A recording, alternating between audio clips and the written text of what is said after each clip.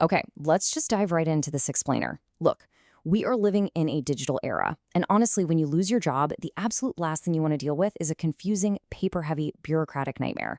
You just need a seamless way to secure your financial lifeline.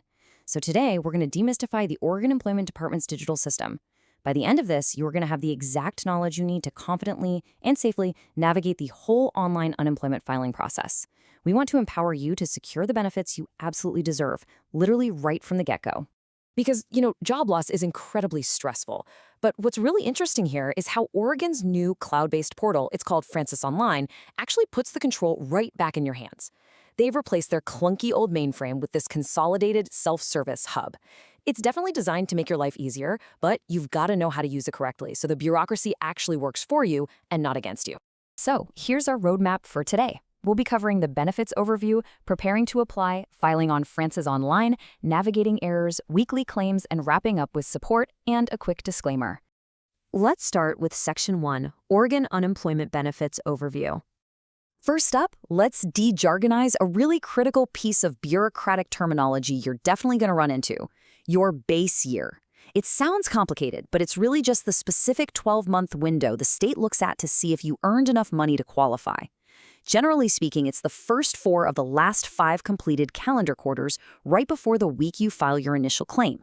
And hey, if you don't meet the threshold there, don't worry, they'll automatically check an alternate base year using your 4 most recently completed quarters. Now, what exactly are those thresholds? Well, during that base year, you need to have worked at least 500 hours or earned at least $1,000. But it's not just about the money. You also must have lost your job through no fault of your own. Meaning, if you were downsized or laid off, you're usually good to go. But if you were fired for misconduct, say repeatedly violating company rules or showing up intoxicated, yeah, you likely won't qualify. Finally, you have to be physically and mentally able to work and available to accept a job right now without restrictions, like a lack of childcare. Okay, moving on to Section 2, preparing your initial application. Listen, before you even open a new browser tab, securely gather this checklist of personal data. You really want to prioritize data security here, okay? Make sure you're on your private home network, definitely not a public cafe Wi-Fi when you're handling this stuff. You'll need your social security number or work authorization documents. You're also going to need a full 18-month work history. So that's employer names, addresses, phone numbers, and your exact start and end dates. Lastly, just have your bank account and routing numbers ready if you want direct deposit. Having all this in one secure place means you won't be scrambling for info halfway through the application. All right, Section 3, filing on Francis Online. So once you create your account and actually start filing, you're going to hit the correspondence step. You need to choose carefully here. This is a super vital, actionable insight. Even if you opt for electronic delivery, you absolutely still must check your physical mailbox regularly. Why? Because certain legal documents are actually required by law to be sent via regular U.S. mail. You do not want to let an important deadline slip by just because you were only checking your email inbox. And when you get to the wage type section, total accuracy is critical. If you worked outside of Oregon, maybe for the federal government, or if you served in the military over the last year, you've got to indicate that clearly. For example, federal workers need to submit specific forms, like an SF-8 and SF-50, and military veterans have their own specific criteria too. Just be honest and thorough here. The system uses all this to verify your specific wage history. Now, as you're putting in your employment history, Francis Online actually acts as a pretty helpful guide. It's going to gently stop you with a pop-up if you happen to miss any required details about your former employers. It might say something like, "Questions about this employer need attention." If that happens, just take a breath, click OK, and double-check that you've answered everything before hitting next. Trust me, it saves you major headaches later. Also, pay really close attention to the red warning triangles around the occupation section. You literally cannot just type your job title in and move on. You have to specifically click that blue Search for Occupation button to properly log your role into the state's standardized system.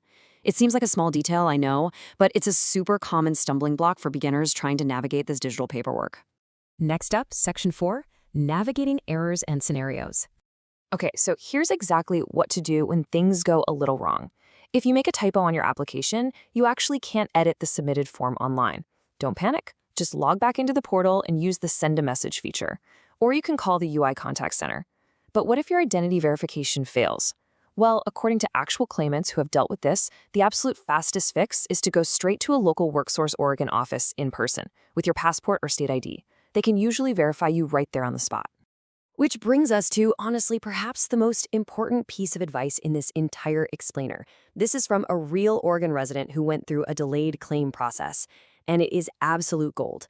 If your claim is delayed, if you're appealing a decision, or if you're just stuck in ID verification purgatory, do not stop filing your weekly claim. Keep filing every single Sunday. Once the state finally works out the administrative bottleneck, they will typically back pay you for all those weeks. But listen, that only happens if you actually claimed them. Which leads perfectly into Section 5, maintaining your weekly claims. Let's break down the timeline. Every Sunday, the window opens for you to file a claim for the previous week. Now, something that catches a ton of people off guard is the waiting week. Oregon law requires your very first eligible week to be an unpaid waiting week. You have to file for it, you have to meet all the requirements, but you're going to receive $0 for that specific week. So just expect it, plan for it, and keep on filing.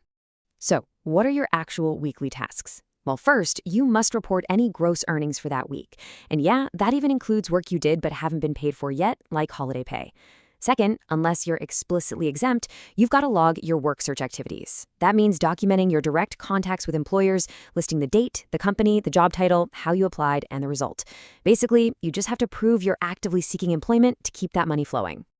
Finally, Section 6, support resources and disclaimer.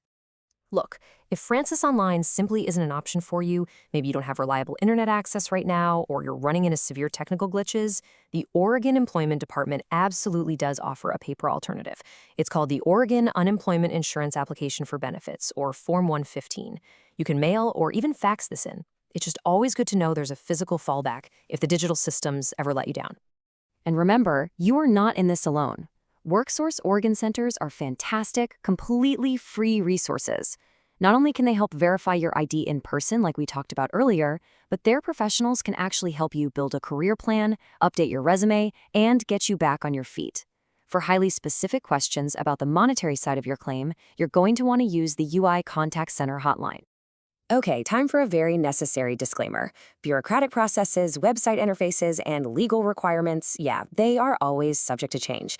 So while this explainer provides a comprehensive and current guide based on official sources, you should always verify these details directly with official Oregon state resources, like unemployment.oregon.gov, or consult an employment professional for your specific circumstances.